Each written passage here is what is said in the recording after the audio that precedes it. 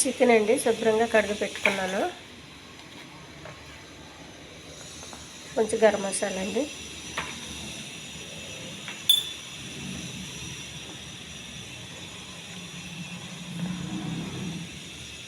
అల్లం వెల్లుల్లి పేస్టు,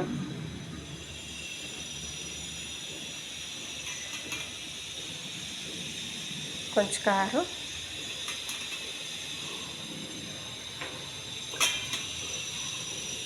కొద్దిగా పసుపు,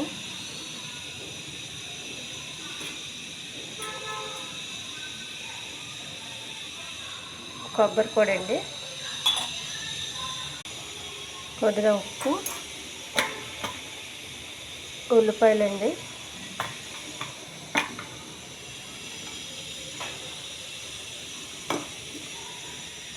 కొద్దిగా ఆయిల్,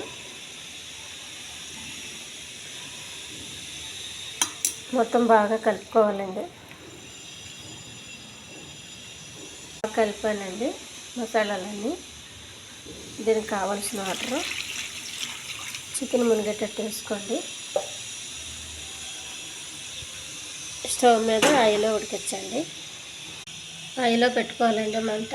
ఇది కిలో చికెను దగ్గరికి వచ్చేంత వరకు ఉడికించుకోవాలండి. టమాటా వేయాలండి ఇప్పుడు కొద్దిగా.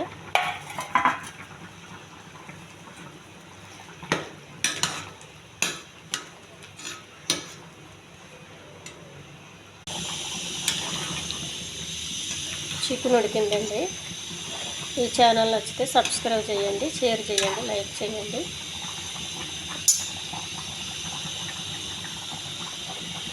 ఇంకా కొద్ది దగ్గర రావాలండి పులుసు.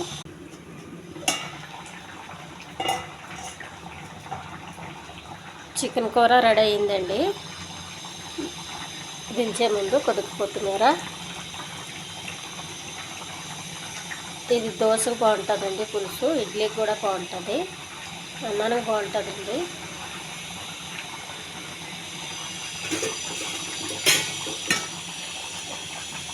చూడండి చికెన్ పీస్ లాగే ఉంటుంది, బాగా మెత్తగా ఉడుకుతుంది ఇలా చేయడం వల్ల. మనం మొత్తం అన్నీ నూనె వేసి తాలింపులు చేయడం వల్ల చికెన్ గట్టిగా ఉంటుందండి, ఉడకట్లేదు తొందరగా. ఇలా అయితే తొందరగా పీస్గా ఉంటుంది, పీకుడు కాకుండా ఉడుకుతుందండి నీట్గా.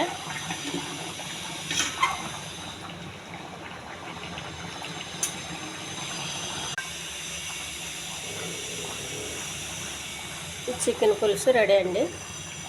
ఇది చాలా రుచిగా ఉంటుందండి, బాగా ఉడుకుతుంది కూడా.